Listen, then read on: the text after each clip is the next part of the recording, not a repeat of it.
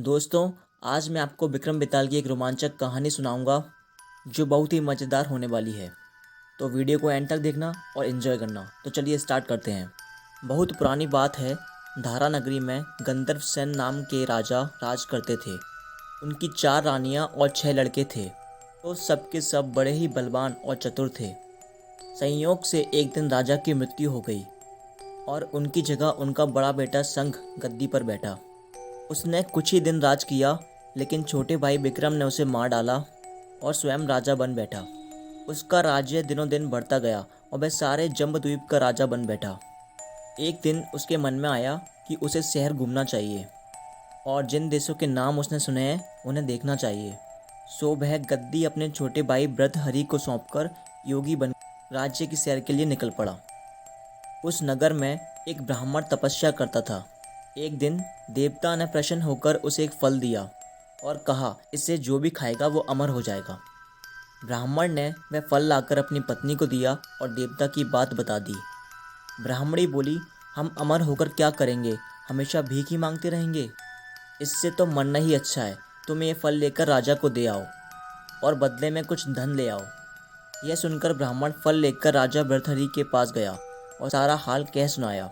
भृतहरि ने फल ले लिया और ब्राह्मण को 1,00,000 रुपए देकर विदा कर दिया। भृतहरि अपनी एक रानी को बहुत चाहता था।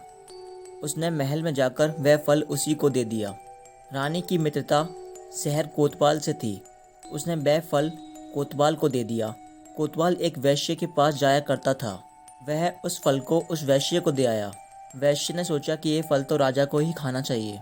वह उसे लेकर राजा भृतहरि के पास गई और उन्हें वह फल दे दिया। भृतहरि ने वैश्य को बहुत सारा धन दिया, लेकिन जब राजा ने उस फल को अच्छी तरह से देखा तो पहचान लिया। उससे बड़ी चोट लगी, पर उसने किसी से कुछ कहा नहीं। उसने महल में जाकर रानी से पूछा कि तुमने उस फल का क्या किया। रानी ने कहा, मैंने उसे खा लिया। राजा ने उसे वह फल निकाल कर दिखा दिया।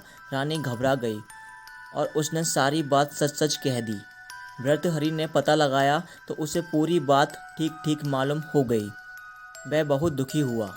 उसने सोचा, यह दुनिया माया जाल है, मैं अपना कोई नहीं। वह फल लेकर बाहर आया और उसे धुलवाकर स्वयं खा लिया। फिर राजपाट छोड़ योगी का वेश बना जंगल में तपस्या करने चला गया।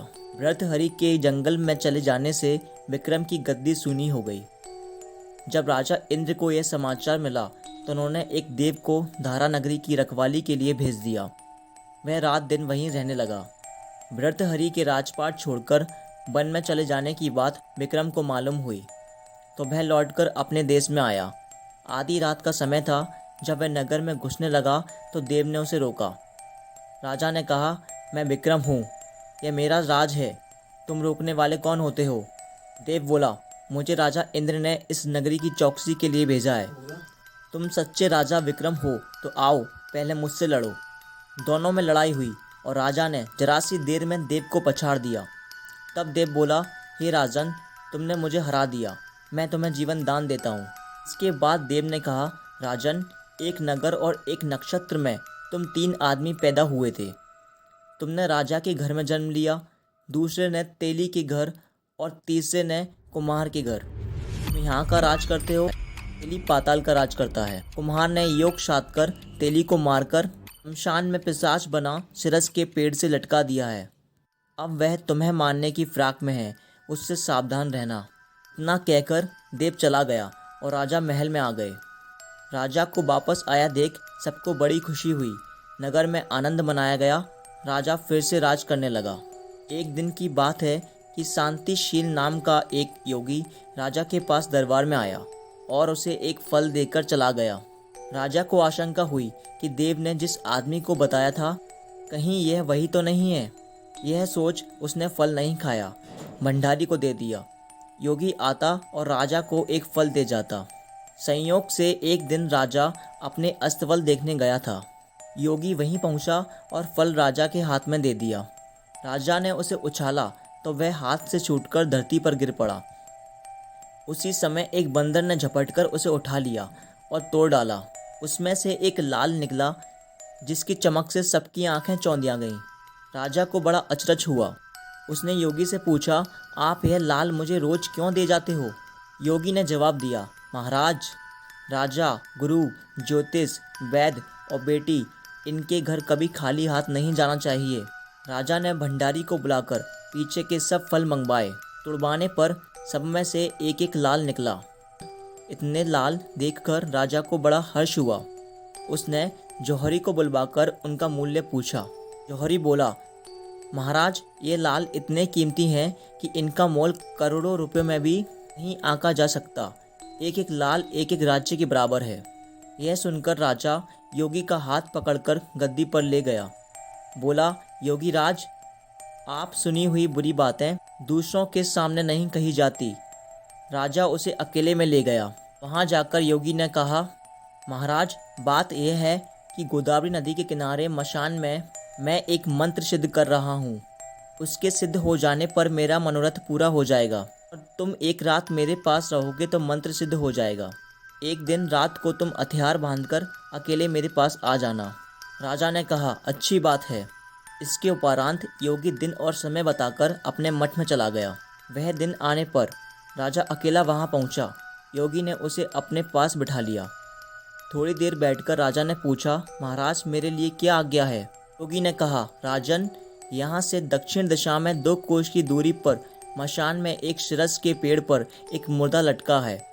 उसे मेरे पास ले आओ, तब तक मैं यहाँ पूजा करता हूँ। यह सुनकर राजा वहाँ से चल दिया। बड़ी भयंकर रात थी। चारों ओर अंधेरा फैला था। पानी बरस रहा था। भूत प्रेत शोर मचा रहे थे। सांप आकर पैरों में लिपटे थे, लेकिन राजा हिम्मत से आगे बढ़ता गया।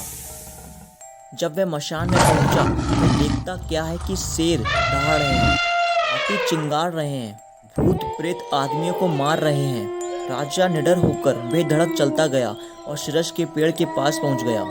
पेड़ जड़ से फुनकी तक आग से दहक रहा था। राजा ने सोचा, हो ना हो ये वही योगी है जिसकी बात देव ने बताई थी।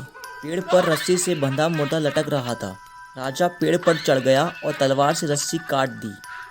मुर्दा नीचे गिर पड़ा और दहाड़ मार मार कर रोने लगा। राजा ने नीचे आकर पूछा, तू कौन है?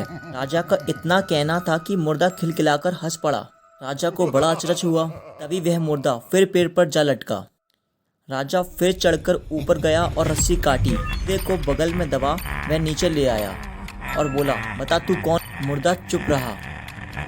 तब राजा ने उसे एक चादर में बांधा और योगी के पास ले चला।